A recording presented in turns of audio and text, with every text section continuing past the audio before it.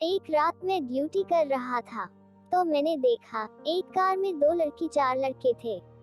अगले दिन फिर वही मामला था, 2 लड़की 4 लड़के। मैंने उनका पीछा किया तो उनकी कार सुनसान जंगल की तरफ जा रही थी। जंगल के बीच पहुंचकर जो मैंने देखा, मुझको अपनी आंखों पर भरोसा ही नहीं रहा। एक रात में अपने कैंप पर लेटकर मोबाइल चला रहा था, तभी बाहर से आवाज आती है, मेरी मदद करो, मेरी मदद करो। मैं जब बाहर जाता हूँ तो एक हफनता हुआ इंसान मुझे दिखाई देता है। मैंने कहा, तुम कौन हो? उसने कहा, पहले मुझे अंदर आने दो। मैंने उसको अपने कैंप में आने दिया। उसने छुपा दो। मैंने कहा, बात क्या है? उसने कहा, पहले मुझे छुपा दो, फिर बाद में बात करते हैं। कुछ देर बाद पुलिस के सायरन की आवाज आती है। मुझे पता है अगर कोई उसको छुपाता है तो उसके साथ उसकी भी सजा होगी। मेरी हालत खराब हो जाती है। मैंने कहा, भाई तुम मुजरिम हो, मैं तुम्हें नहीं छुपा सकता। उसने कहा, भाई तुम छुपा लो, बाद में बता दूंगा। मैं उसको अपने पास पड़े कचरे में छुपा दिया। कुछ देर बाद 2 पुलिस वाले आए और चेकिंग करने लगे। चेकिंग करने के बाद कुछ नहीं पाए तो चले गए। मैं उसके पास गया और कचरे से उसको निकाला। वो बिल्कुल बेहोश हो चुका था। मैंने पानी उसके मुंह पर मारकर होश में लाया, चाय पानी करा दिया। फिर मैंने उनसे पूछा, तुम्हारी तबीयत ठीक है? उसने कहा, ठीक है। फिर धन्यवाद करके जाने लगा। तो मैंने कहा, मामला क्या है, बता दीजिए। उसने कहा, एक लंबी कहानी है। मैंने कहा, बता दीजिए, कुछ हेल्प करना होगा तो मैं कर सकता हूँ। तो फिर वह अपनी कहानी सुनाने लगा। मेरा नाम कमलेश है, मेरे 2 भाई और एक बहन है। बड़ा भाई इंजीनियर है और छोटा वाला मैं हूँ। मेरी बहन की शादी अध्यापक से हुई है। मेरे पिताजी चौकी इंचार्ज थे। उनके पास रोज नए नए केस आते थे। उनको लोग घूस देने की कोशिश करते थे, लेकिन मेरे पिताजी मना कर देते और जो तनख्वाह मिलती उसी से परिवार से खर्चा चलाते। कभी कभी मेरी बहन कहती, पिताजी हमारे पड़ोसी कितने अच्छे आलीशान बंगले में रहते हैं और उनके घरों में अच्छे अच्छे पकवान बनते हैं। उनके बच्चे हफ्ते में घूमने जाते हैं। उनकी जिंदगी ऐसे कट रही है। अगर आप भी लोगों के काम बनाकर आप भी कुछ पैसे ले लेते तो क्या हो जाता? इससे आपकी एक्स्ट्रा इनकम हो जाती। पिताजी गुस्से में बोले, उन पैसों में झूठी इज्जत है और जो मैं करता हूँ इसमें हमेशा मेरा मान सम्मान बना रहेगा और तुम लोग हमेशा सर ऊंचा करके चल सकोगे।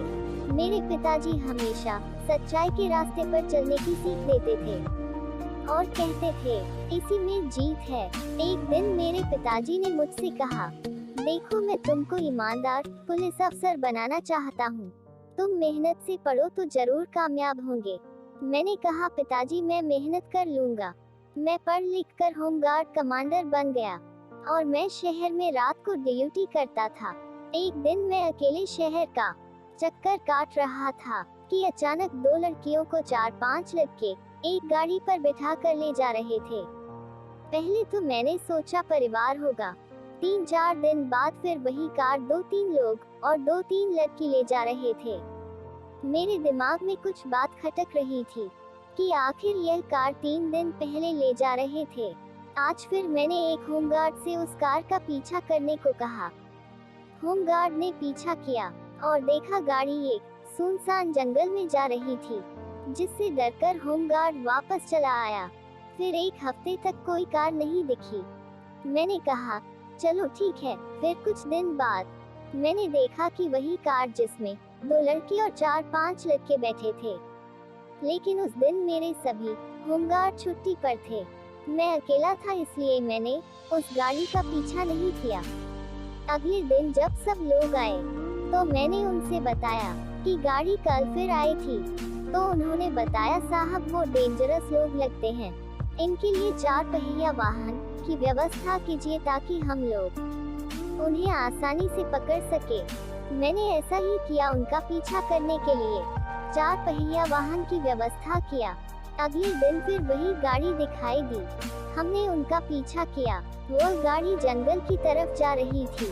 जब वह बीच जंगल में पहुंचे तो बहुत से नौजवान लड़के लड़कियां इकट्ठा थे और पार्टी चल रही थी। हम दूर से यह नज़ारा देख रहे थे।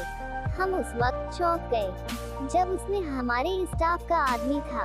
हमारे साथियों ने कहा, यह कैसे हो सकता है साहब, इन लोगों के साथ क्या कर रहे हैं। मैं जाने से कतरा रहा था क्योंकि जो हेड थे वो भी उन लोगों के साथ मौज मस्ती कर रहे थे।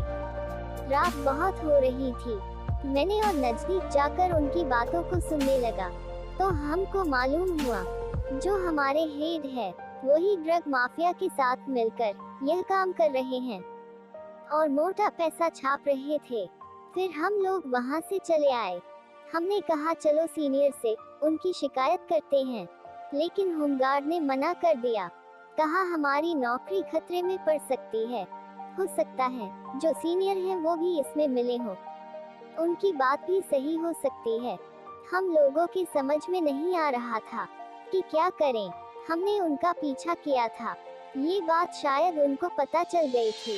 एक दिन जब मैं घर पर था तो हेड कुछ पुलिस वालों को लेकर मेरे घर की तलाशी लेने लगे और तलाशी में मेरे घर से ड्रग निकला। इस जुर्म में मुझे पकड़ना चाहते थे, लेकिन मैं वहां से भाग आया और भागते भागते आपके कैंप पर आया हूँ। तो मैंने पूछा, अच्छा बताओ गाड़ी का रंग कैसा था और उसका नंबर कितना है। उसने बताया गाड़ी का नंबर फलां है और उसका रंग कत्थई है। मैं समझ गया कि यह गाड़ी मेरे नशेड़ी दोस्त की है। मैंने कहा तुम घबराओ नहीं, तुम्हारे साथ न्याय होगा। मैंने अपने दोस्त से पूछा कि तुम कल जंगल की ओर गए थे। उसने कहा हाँ, कुछ लोगों के साथ जंगल में हम लोग ड्रग्स लेते हैं। वहाँ थाने के हेड भी रहते हैं। जो बात वह कह रहा था सबको मैंने मोबाइल में रिकॉर्ड कर लिया। मैंने कहा ठीक है, अब तुम जा सकते हो। वह चला गया। अब हम लोग हेड के खिलाफ एफआईआर दर्ज करवा दिया और उसको जेल हो गई। आशा करती हूँ कि यह कहानी आपको पसंद आई होगी। इस पर आपकी क्या राय है, हमें कमेंट करके जरूर बताएं। कहानी पसंद आई हो तो लाइक और शेयर करें। चैनल पर नए हो तो चैनल को सब्सक्राइब जरूर कीजिए। कहानी सुनने के लिए आपका बहुत बहुत धन्यवाद।